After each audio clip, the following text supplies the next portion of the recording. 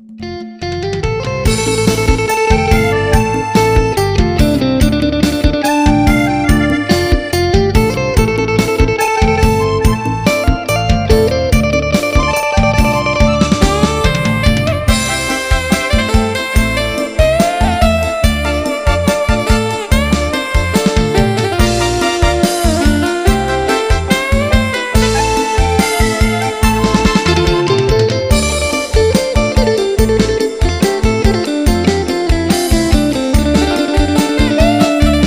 มื่อได้มาเห็น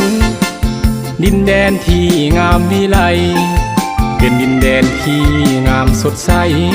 เป็นขวัญใจของทุกคนฝึกแผ่นแคว้นนี้ดินแดนแห่งวิลสนธรรมศาสตร์เหมือนฟ้าบันดาลของคน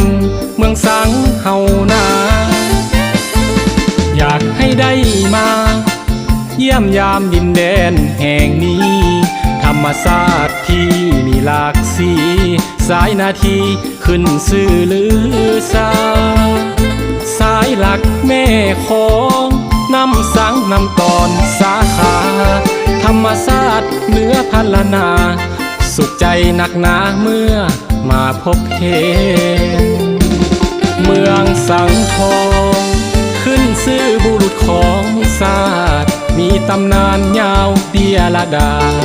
ความองอาจสาวเมืองสังทอง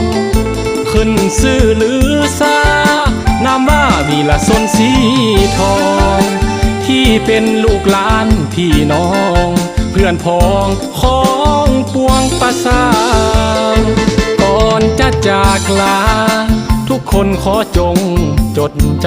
ำความงามของวัฒนธรรมอารยธรรมของคนสาวเมืองวิวสายน้ำของค่ำมองตะเวนสีเหลือง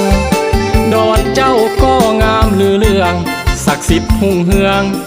มิ่งขวัญเมืองเฮา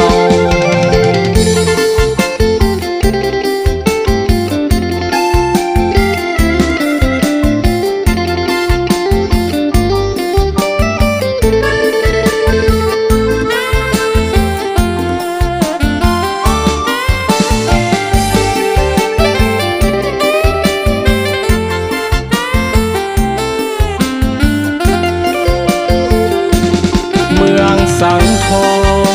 ขึ้นชื่อบุรุษของศาสตร์มีตำนานยาวเดียละดาความองอาจสาวเมืองสังทองขึ้นชื่อลือซานามว่าวีรสนสีทองที่เป็นลูกหลานพี่น้องเพื่อนพ้องของปวงประสาก่อนจะจากลาทุกคนขอจงจดจำความงามของวัฒนธรรมอารยธรรมของคนสาวเมืองวิวสายน้ำของค่ำมองตะเวนสีเหลือง